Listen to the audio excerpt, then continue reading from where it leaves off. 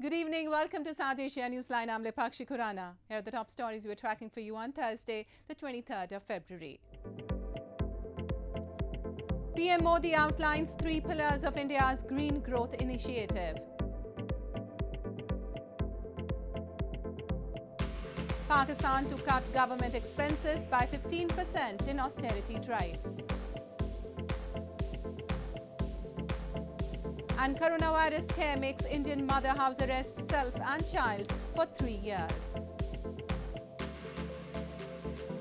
And now for all the details. India's Prime Minister Narendra Modi on Thursday addressed the post-budget webinar on green growth, the first of a series of 12 webinars organized by the government to seek ideas and suggestions for the effective implementation of initiatives announced in the Union Budget 2023. Modi outlined an increase in the production of renewable energy, reducing the use of fossil fuel and moving towards a gas-based economy in the country as the 3 pillars for green growth and energy transmission. The Prime Minister said India's vehicle scrapping policy is a key part of its green growth strategy, for which $362 million have been allocated in the budget.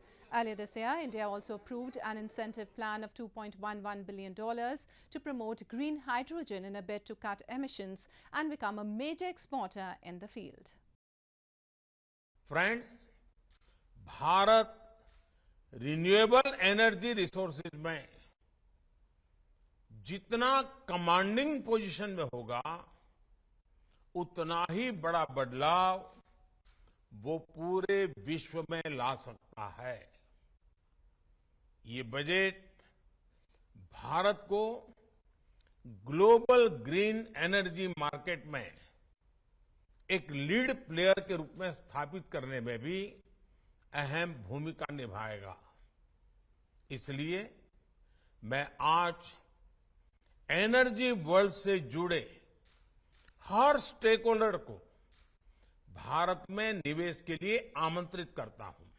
And U.S. Treasury Secretary Janet Yellen on Thursday said that the United States would redouble its efforts to marshal global support to help Ukraine as finance ministers and heads of central banks from the G20 nations will meet in India on Friday. Yellen also said that G20 countries, especially China, need to work to ease the debt overhang that is putting more than half of low-income countries in debt distress. U.S. Treasury Secretary Janet Yellen stepped up calls on Thursday for increased financing support to Ukraine to help it battle the year-old Russian invasion as the United States readies an additional $10 billion in economic assistance in coming weeks. Yellen, speaking at a news conference in India on the eve of the first anniversary of the Russian invasion, said it was critical for the International Monetary Fund to move swiftly towards a fully financed loan program for Ukraine. Yellen is to join other finance ministers and heads of central banks from the group of 20 nations on Friday for a meeting in India's Bengaluru city, the first major meeting of India's year-long presidency of the bloc. Let me say, with respect to sanctions and aid to Russia, we have made clear that providing material support to Russia or assistance with any type of systemic sanctions evasion would be a very serious concern to us. And we will certainly continue to make clear to the Chinese government and to companies and banks in their jurisdiction about what the rules are regarding our sanctions and the serious consequences they would face for violating them. India has kept a neutral stance on the war, seeking a diplomatic solution while declining to blame Russia for the invasion. But Yellen said she would like to see forceful condemnation of the war. She also said that G20 countries, especially China, need to work to ease the debt overhang that is putting more than half of low-income countries in debt distress, indicating towards Sri Lanka. While facing an acute economic crisis, Pakistan's Prime Minister Shehbaz Sharif has announced a new austerity drive to cut down on government expenses. This comes as Pakistan is eyeing a staff-level agreement with the International Monetary Fund, IMF, this week. Pakistan's Prime Minister Shehbaz Sharif on Wednesday announced a slew of austerity measures which he claimed would save the country 200 billion rupees annually. The announcement comes as Pakistan is eyeing a staff-level agreement with the International Monetary Fund (IMF) this week for a crucial bailout worth $1 billion. Shehbaz said all federal ministries and government offices have been directed to reduce expenditure by 15% and that he had asked his ministries and advisors to forego salaries, allowances, luxury cars, foreign trips and business class travel. Inflation in January spiked to 27% year on year, the highest in more than a decade, with citizens lamenting that even basic essentials have become unaffordable. मैं आटा लेने के लिए क्या 1 kilo आटा लेने के लिए आया हूँ 20-20 किलो आटा लेके जाता हूँ इस गवर्नमेंट ने खाना ख़राब करके रख दिया आवाम का ये अपने केस माफ़ करवाने के लिए आवाम को इनको कोई ख्याल नहीं है हाँ जी इनको शर्म करनी चाहिए. Meanwhile, opposition PTI party chairman Imran Khan heaped scorn at the government over the state of economy, saying that industries have shut down and people are becoming unemployed. Pakistan's foreign exchange reserves have already fallen below a 3-week import cover. The government earlier this week passed a supplementary finance bill to raise more than 170 billion Pakistani rupees through taxes. And Balochistan Minister for Communication and Works, Abdul Rehman Khetran, was arrested on Wednesday for his alleged involvement in the killing of 3 people after their bullet-riddled bodies were found from a well near his residence in Barkhan area. The arrest came following massive protests in provincial capital Quetta to demand justice in the incident. Security forces in the region also recovered 3 other abducted persons who were allegedly kept in a private jail by Khetran. Reports suggest among the deceased, the post-mortem examination of a girl revealed that she was killed after being sexually assaulted. In a tweet, Pakistan's former Prime Minister Imran Khan also demanded immediate action against the law of the jungle. Local media reported Khetran has denied the allegations and termed the incident as propaganda created to tarnish his political repute. The illegal facility of a private jail was also discovered in 2014, in when law enforcers raided the minister's property in Barkhan after he reportedly tortured police officers. And after weeks of strained relations between Islamabad and Kabul, a delegation led by Pakistan's Defence Minister Khawaja Asif met with senior Taliban officials in Afghanistan on Wednesday. In a statement, the Pakistan Foreign Ministry said matters relating to the growing threat of terrorism in the region was discussed by both the sides. Following weeks of strained relations between Islamabad and Kabul, Pakistan's Defence Minister Khawaja Asif and the head of the country's Inter-Services Intelligence Agency ISI, Lieutenant General Nadeem Anjum, held talks with Taliban authorities in Afghanistan on Wednesday over security issues.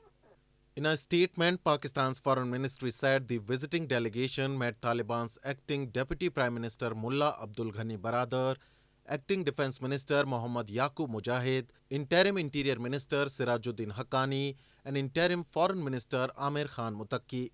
The statement added that matters relating to the growing threat of terrorism in the region, particularly by TTP and ISKP, were discussed by both sides. Office of Baradar also issued a statement and said the two sides had discussed regional connectivity and trade. It added that travellers at the Torkham border crossing, which has been closed for several days, should be well supported by the authorities, and also called for release of Afghans detained in detention facilities in Pakistan. The visit comes after Pakistan's foreign minister publicly said that the use of Afghan soil by militants could pose a threat to Pakistan, a claim Taliban officials denied. A key security issue for Pakistan, Pakistani Taliban and splinter groups have renewed a series of attacks on security forces. The Pakistani Taliban or Tehreek-e-Taliban Pakistan pledges allegiance to the Afghan Taliban but is not directly a part of the group that now rules Afghanistan. Thousands of protesters gathered in Sri Lanka's capital Colombo on Wednesday to demand the government to step back from massive increase of taxes and electricity rates. The protesters were of different professions and blocked a main road outside a railway terminal and chanted slogans. Sri Lanka had raised electricity prices by 66% on 16 February in a move the government hopes will persuade the International Monetary Fund to provide a bailout for its crisis-stricken economy. The island nation had earlier also introduced new income taxes in January for professionals, ranging from 12.5% to more than 36%. The protesters warned of major strikes being planned in March if their concerns were not addressed. Here to protest against the newly established tax amendments in this country, where grave injustice has been caused to the professionals and to the working class of this country by the government. Therefore, we have suggested several alternatives to the government, and government at the moment is not considering those amendments we have forwarded. Therefore, the professionals of this country has decided to come to the streets. While fearing COVID-19, a woman in India's Gurugram city had locked herself along with her 11-year-old son inside their rented home for 3 years. The police rescued the mother and the child earlier this week after the woman's husband, whom she had shunted out, filed a complaint. Residents in India's northern Gurugram city who are living their regular lives in an arguably coronavirus-free world witnessed a shocking incident as a mother and her 11-year-old child were rescued from their apartment 3 years after the women set a self-imposed lockdown. Munmun Maji locked herself and her child in 2020 as she feared she would lose her son to the deadly virus. She even shut the doors on her husband after he stepped out of their house following the end of the first lockdown in 2020. The police rescued them on Tuesday after the husband filed a complaint. The wrecked Maji house was seen hoarded with piles of garbage and walls full of drawings made by her son. पहुंची police और उन्होंने एक team बना के फिर CWC में as a member मैं भी वहाँ पर मौजूद थी. फिर उसको रेस्क्यू किया बच्चे को, और पहले लेडी को रेस्क्यू किया, फिर बच्चे को रेस्क्यू किया, और डॉक्टर भी वहाँ मौजूद थे सिविल हॉस्पिटल से, और तो कंडीशन बच्चे की तो कंडीशन ठीक थी. Psychologists and psychiatrists around the world are beginning to report signs of distress among patients worried about the consequences of the COVID-19 pandemic that has claimed over 5,30,760 lives in India as per government figures. Well, that's all we have for you from South Asia this evening. Now our viewers can watch the show on SouthAsiaNewsline.com. You can also visit us on Facebook.com/SAsiaNewsline and follow us on Twitter @SAsiaNewsline. That's all in tonight's edition. We'll see you same time tomorrow. Good